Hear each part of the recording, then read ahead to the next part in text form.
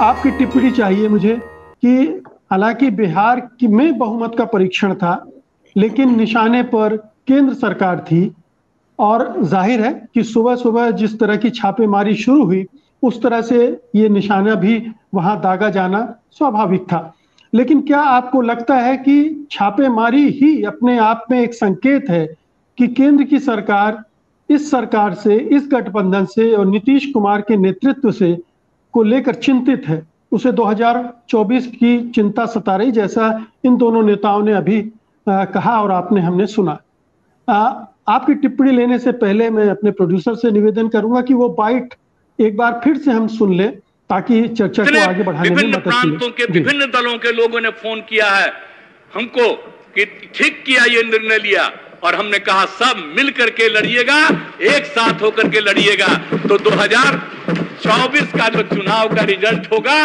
अब क्या होता है, क्या क्या तरह का दिल्ली से चल रहा है, कोई काम हो रहा है?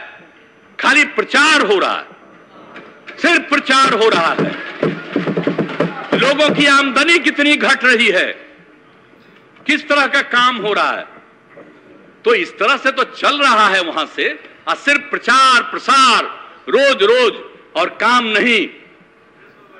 तो इसीलिए तब हम लोग काम करेंगे, हम मिल करके सब लोगों को हम कह रहे हैं पूरे देश में कि जरा मिल करके एकजुट होकर के काम करिए।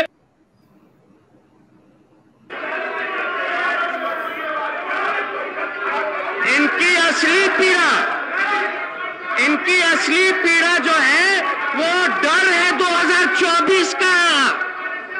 असल में ये लोग डरते हैं कि अगर हम सब लोग एकजुट हो जाए तो बिहार से जो संगी लोग हैं, जो भाजपा के लोग हैं, उनका सफाया हो जाएगा। तो बादल जी, आपकी टिप्पणी, ये तेवर और निशाना। धन्यवाद मुकेश जी। देखिए, दो बातें हैं। पहली बात तो ये कि बहुत दिनों के बाद नीतीश कुमार आज जिस ऊर्जा से और जिस जोश से भरे हुए दिखे, वो थोड़ा सा हमारे जो संसदीय लोकतंत्र है उसके प्रति हमें आशान्वित करता है। और जाहिर सी बात है कि अब जो आज कार्रवाई हुई है, वो जो प्रतिपक्ष पर छापे, आरजेडी के नेताओं पर छापे और सीबीआई के छापे, 25 स्थानों पर छापे जो पड़े हैं, असल में इसके पीछे एक मानसिकता ये है मुकेश जी कि जब पक्ष के पास अपनी उपलब्धियों को गिनाने के लिए कुछ नहीं होता, क्योंकि चुनाव तो इसी आधार पर होते हैं ना कि 5 वर्षों के बाद पक्ष ने क्या किया और प्रतिपक्ष ने अपनी भूमिका कैसे निभाई।